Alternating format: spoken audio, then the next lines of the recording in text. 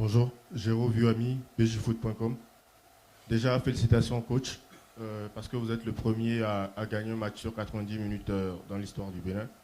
Vous êtes arrivé avec peut-être une bonne étoile, parce qu'on n'a jamais été proche de se qualifier pour un mondial.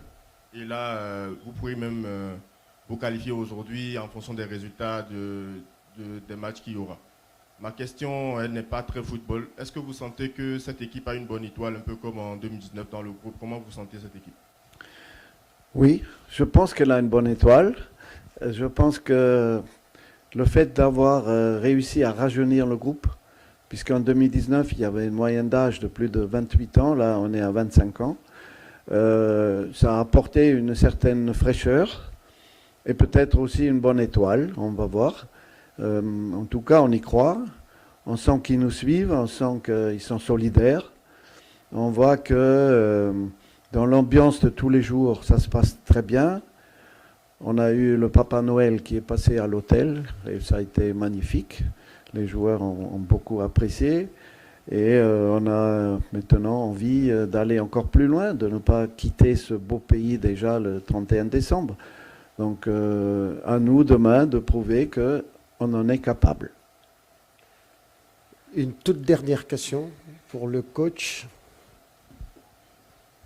Bonjour coach, c'est Adama Kandé, BZ Sénégal. J'ai une question pour vous. Vous avez suivi soit en direct, soit en différé les matchs de la CAN. Alors, à la fin de la deuxième journée, comment vous appréciez globalement le niveau de la compétition? Il y a un bon niveau, il y a un très bon niveau. D'ailleurs, les grandes équipes confirment pratiquement toutes leur rôle de favori.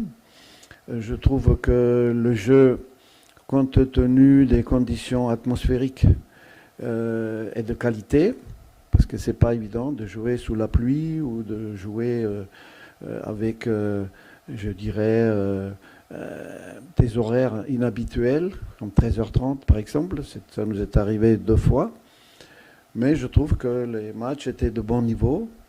Peut-être qu'il y a eu des petits soucis d'arbitrage quand même, il faut reconnaître. Et que par rapport à la dernière CAN, où je n'avais pas vu ça, je trouve que la VAR est en dessous. Et donc du coup, on espère que ce n'est que le début encore de la compétition. On va voir après la 3e journée, dans les matchs à élimination directe.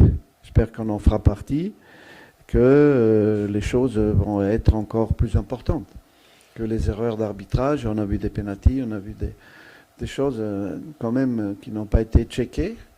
Et il faudrait que maintenant, pour le niveau du jeu et pour la justice dans le football, que ça s'arrange. 11h.